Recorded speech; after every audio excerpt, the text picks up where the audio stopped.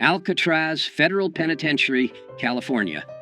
In October 1959, Ellsworth Bumpy Johnson was in his 7th year of a 15-year sentence at Alcatraz Federal Penitentiary, the maximum security prison on an island in San Francisco Bay that housed America's most dangerous criminals.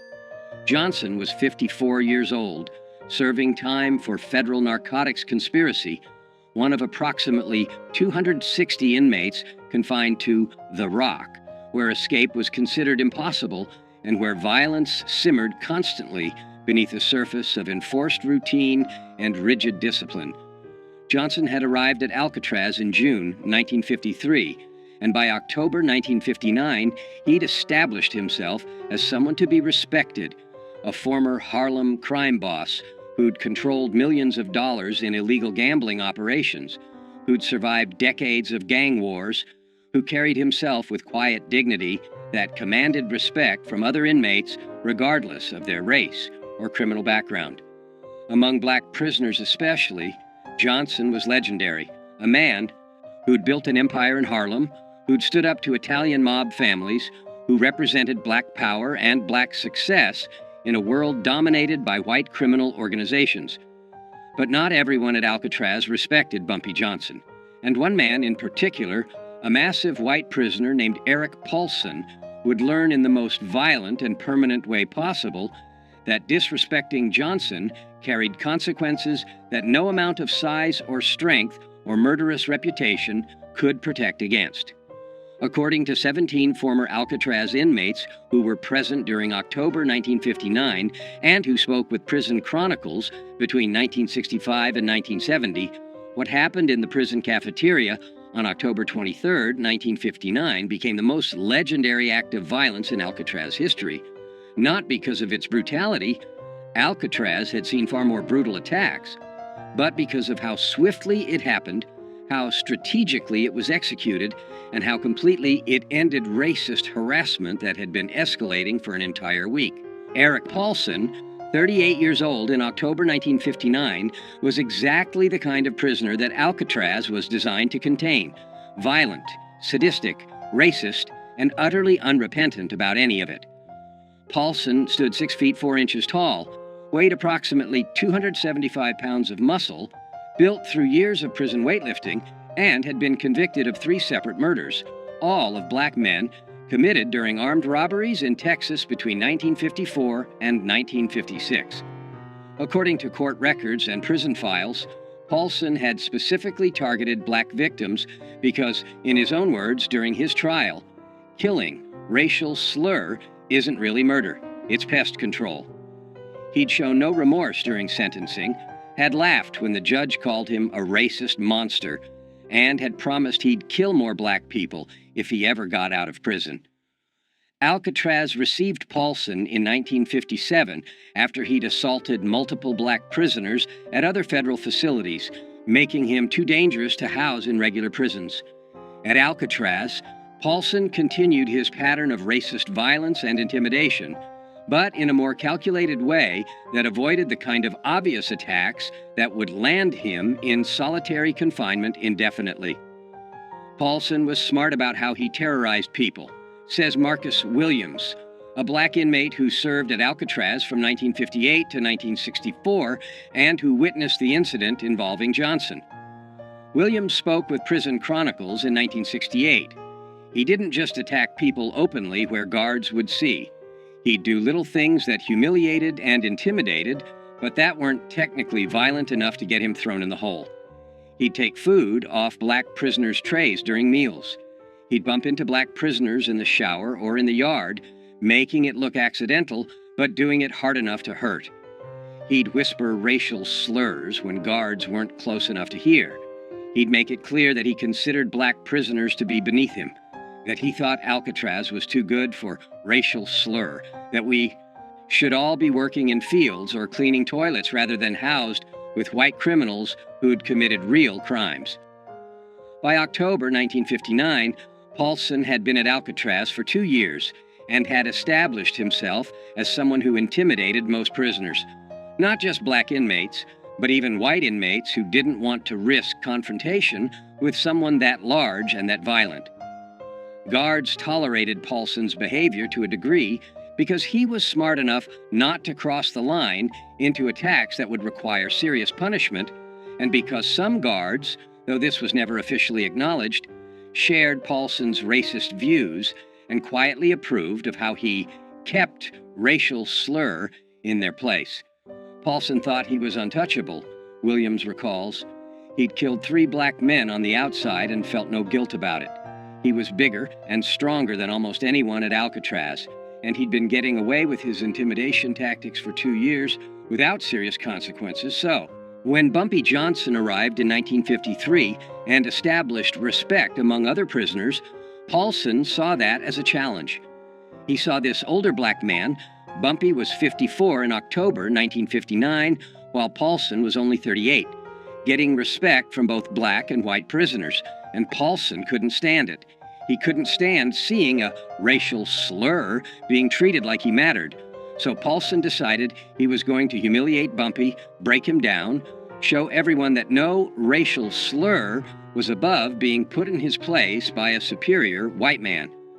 The escalating confrontation between Eric Paulson and Bumpy Johnson began on Friday, October 16, 1959, during the lunch meal period in Alcatraz's main cafeteria. According to witnesses, Johnson was sitting at a table with 3 other black inmates, eating quietly, when Paulson walked past carrying his own tray. Without breaking stride, Paulson reached down and took Johnson's dessert, a small piece of apple pie that was part of the standard meal, and continued walking to his own table, where he sat down and ate the pie while staring at Johnson with obvious contempt.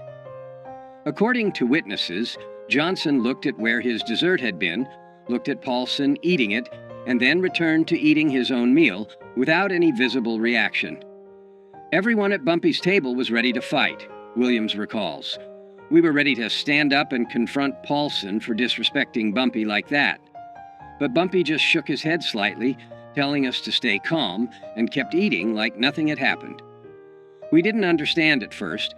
We thought maybe Bumpy was afraid of Paulson because Paulson was so big. But later we understood. Bumpy was giving Paulson rope to hang himself. Bumpy was letting Paulson think he could get away with disrespect so that Paulson would keep escalating until he crossed the line where Bumpy could respond with overwhelming violence that would be justified as self-defense.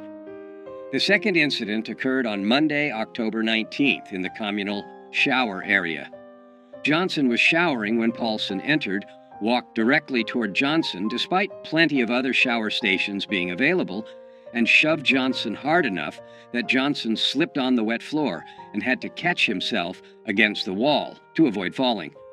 "That's my shower," racial slur, Paulson said loudly enough that everyone in the shower area heard clearly. "Find another one. This one's for white men only." According to witnesses, Johnson stood up slowly, water dripping from his body, and looked at Paulson for several seconds without speaking. Then Johnson simply moved to a different shower station and finished washing without saying anything or showing any anger. Again, everyone watching thought Bumpy was being weak, Williams says. Paulson had just physically assaulted him and used a racial slur, and Bumpy just walked away. But those of us who knew Bumpy from his reputation understood what he was doing. He was making Paulson confident. He was making Paulson think Bumpy was an easy target who could be pushed around, and that confidence would make Paulson careless. The third incident occurred on Wednesday, October 21st, during the outdoor recreation period, when inmates were allowed in the prison yard for 1 hour. Johnson was walking the perimeter of the yard with 2 other inmates when Paulson deliberately blocked their path. "Get out of my way, racial slur," Paulson said, standing directly in front of Johnson. "I walk straight. You walk around. That's how it works in here. White men walk straight. Racial slurs walk around." According to witnesses, Johnson looked at Paulson for a moment, then simply stepped off the path and walked around him without responding to the racial slur or the confrontation. Paulson laughed loudly and called after Johnson, "That's right, racial slur. You know your place. You keep walking around white men like a good racial slur should." By Wednesday evening, October 21st, everyone at Alcatraz was talking about the confrontations between Paulson and Johnson. Some inmates thought Johnson was showing weakness by not responding to Paulson's provocations. Others, particularly older inmates who understood prison politics better, suspected Johnson was planning something and was waiting for the right moment. "I talked to Bumpy Wednesday night in our cell block," Williams recalls. "I asked him why he wasn't standing up to Paulson, and Bumpy smiled slightly and said, 'I'm giving him enough rope to hang himself. Right now, if I attack him, guards will see it as me starting a fight and I'll go to solitary. But if I let him keep pushing, eventually he'll do something that crosses the line. And then I can respond in a way that guards will understand was justified. Be patient. This will resolve itself very soon." The final escalation occurred on Thursday, October 22nd, the day before the cafeteria incident that would become legendary. During the afternoon recreation period, Paulson approached a young black inmate named Robert Jackson, 23, who was sitting alone on a bench reading a book. "What are you reading, boy?" Paulson asked, snatching the book from Jackson's hands. "Are there pictures in it?" "I didn't know racial slurs could read words without pictures." According to witnesses, Jackson, who was small, maybe 140 pounds, serving time for postal fraud, and who'd never been violent, tried to take his book back politely. "Please give that back, sir. I was reading it."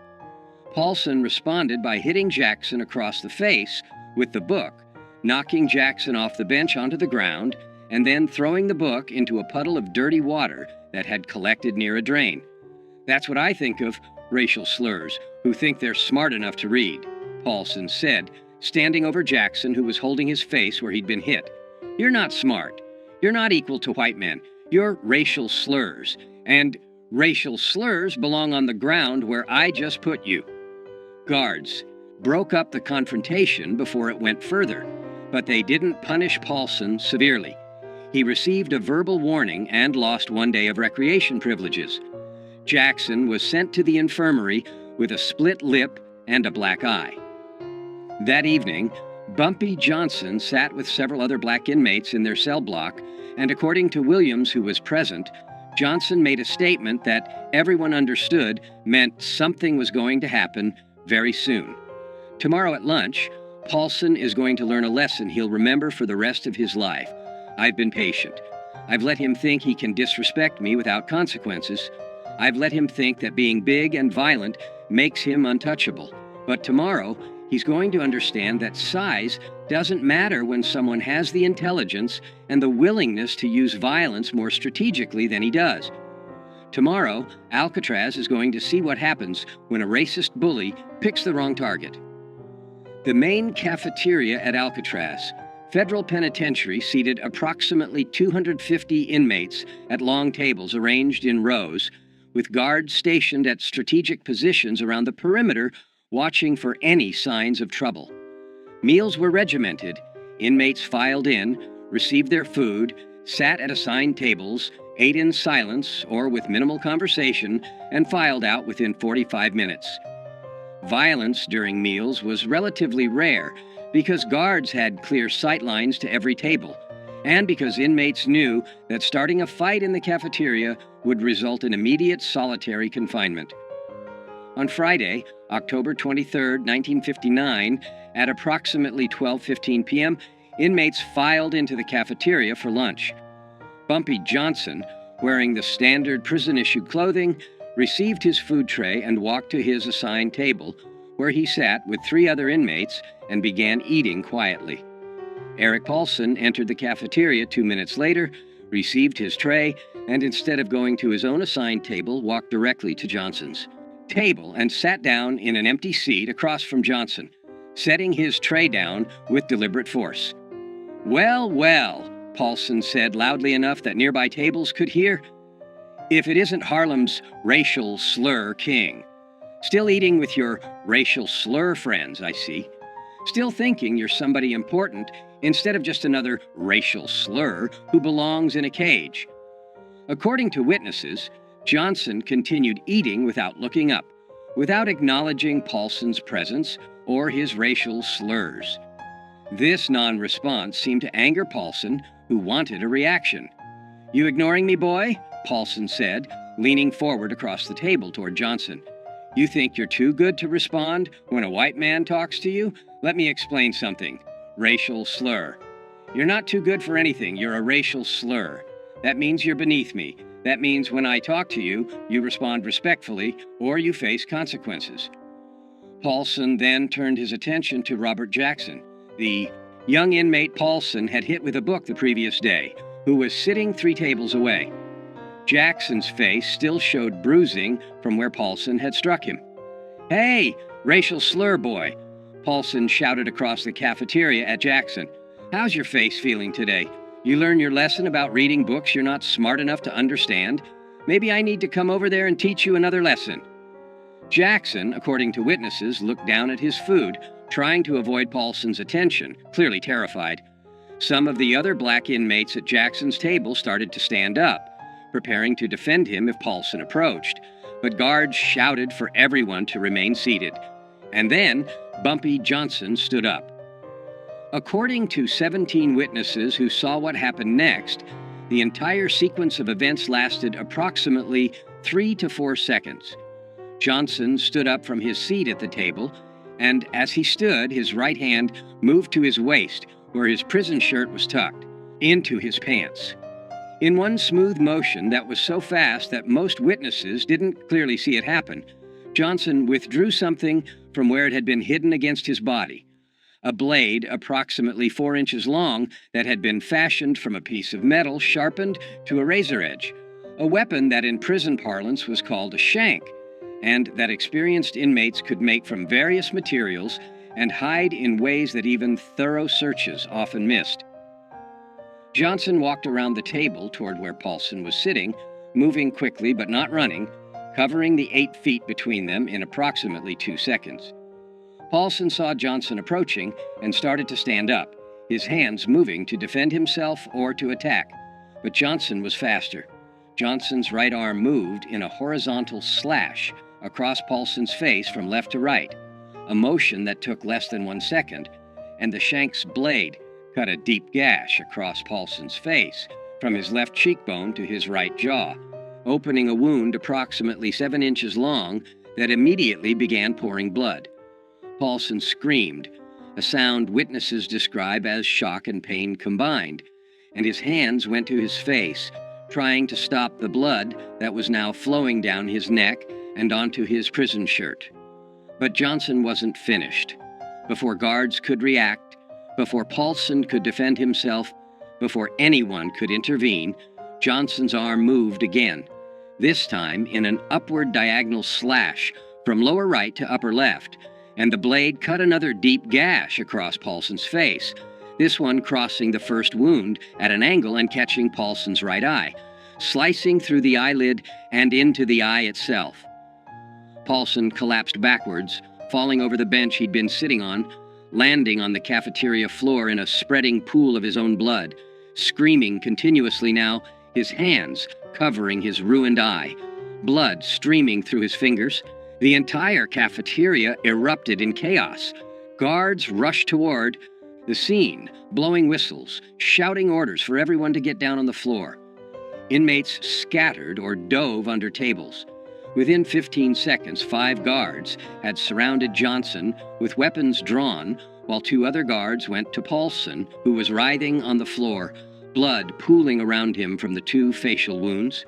Johnson dropped the blade on the floor, held his hands up to show he was no longer armed, and allowed guards to force him to the ground and handcuff him without resistance.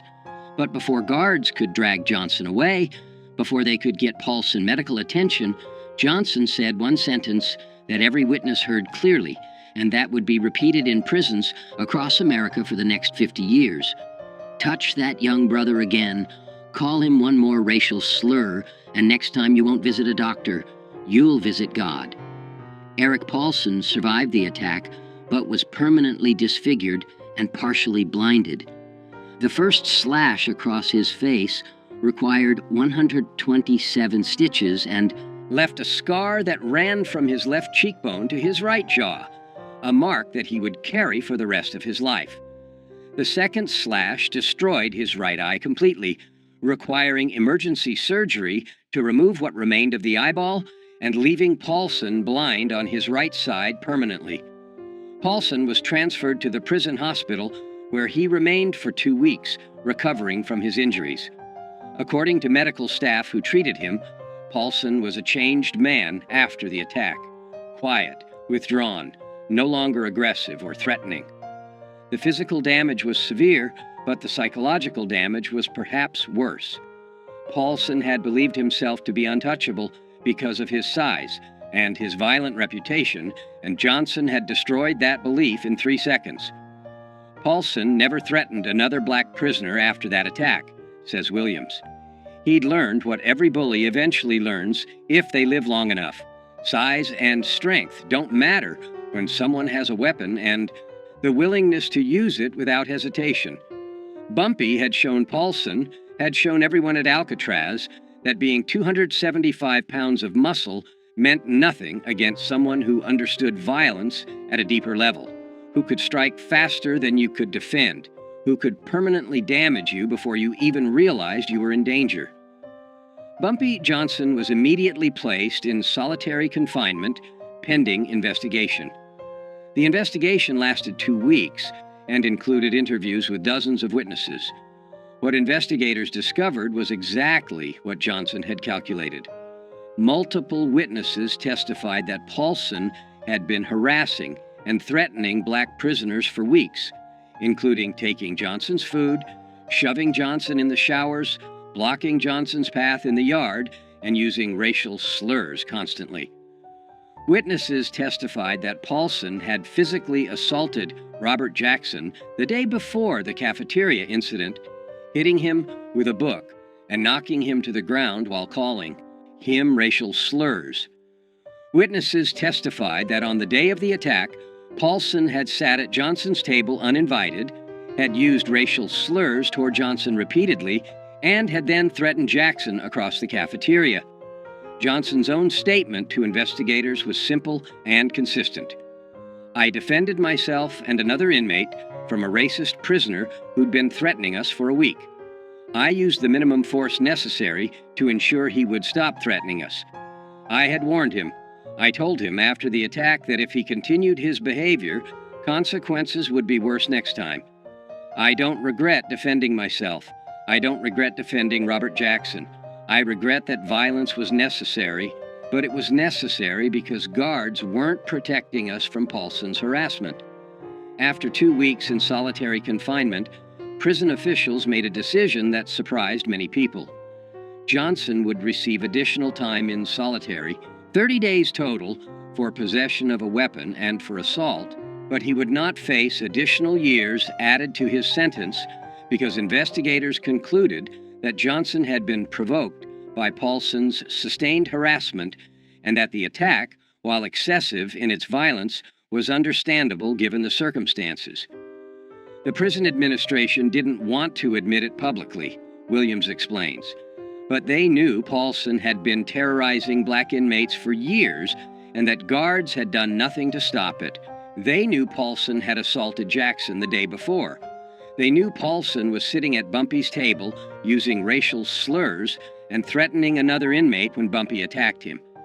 So punishing Bumpy too severely would mean admitting that the prison administration had failed to protect inmates from a known racist bully. Instead, they gave Bumpy 30 days in the hole, enough punishment to satisfy rules against weapons and violence, and then they quietly transferred Paulson to another facility when he recovered, effectively admitting that Paulson was the problem, not Bumpy. What happened in Alcatraz's cafeteria on October 23, 1959 became legendary not just at Alcatraz, but in federal prisons across America. Inmates transferred from Alcatraz to other facilities carried the story with them. Guards talked about it. Prison officials wrote about it in reports. And the story grew with each retelling until it became a legend that defined Bumpy Johnson's reputation for the rest of his time in prison and for the rest of his life. The legend emphasized several key elements. The strategic patience. Johnson had endured a week of harassment without responding, letting Paulson grow confident and careless, waiting for the moment when response would be justified. The speed and precision, 2 slashes in 3 seconds that permanently disfigured and partially blinded a man before guards could react or before the victim could defend himself. The weapon. No one knew where Johnson had hidden the blade or how he'd smuggled it into the cafeteria. That mystery added to the legend, suggesting Johnson had capabilities and resources that other inmates couldn't match. The message: touch that young brother again, and next time you'll visit God. The statement became famous in prison culture as the perfect threat. Specific, clear, and absolutely believable, coming from someone who just demonstrated the willingness and ability to inflict devastating violence. The age factor. Johnson was 54 years old when he attacked Paulson, while Paulson was 38 and significantly larger physically. The fact that an older, smaller man had destroyed a younger, larger man so quickly and efficiently became part of the legend, proving that intelligence and experience were more valuable than size and strength. The legend of what Bumpy did to Paulson spread through every federal prison in America within a year, says Williams. Inmates in Atlanta and Leavenworth and Marion were talking about it. Black inmates especially saw it as justice. One, of their own, standing up to a racist bully and permanently ending that bullying in a way that guards never could or would. The story became inspiration. If you're being harassed by racists, if you're being threatened by people who think they're untouchable, remember what Bumpy Johnson did at Alcatraz. Be patient, be strategic, and when the moment is right, respond with overwhelming violence that ends the threat permanently. When Johnson was released from solitary confinement, after 30 days, he returned to general population and found that his reputation had changed completely. According to Williams and other inmates, white racist prisoners who'd previously felt comfortable using racial slurs around black inmates now kept their mouths shut when Johnson was present, understanding that crossing him could result in permanent disfigurement. Young black inmates treated Johnson with reverence, seeing him as someone who defended one of them against a racist bully when no one else would. Even guards showed more respect, understanding that Johnson wasn't just another inmate, but someone who could and would use strategic violence when necessary to protect himself and others. After the Paulson incident, nobody messed with Bumpy Johnson at Alcatraz, Williams says. Nobody took his food. Nobody pushed him in the showers. Nobody used racial slurs around him. The word had spread. Bumpy Johnson might be 54 years old, might look like an aging criminal who's past his prime, but he's more dangerous than men half his age because he's smarter, more patient, and willing to use violence with surgical precision when he needs to. That reputation protected Bumpy for his remaining 4 years at Alcatraz until his release in 1963.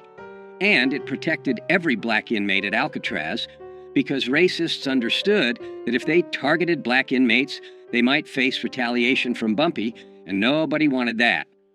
Robert Jackson, the 23-year-old inmate Paulson had been threatening when Johnson attacked, served the remainder of his sentence at Alcatraz and was released in 1962.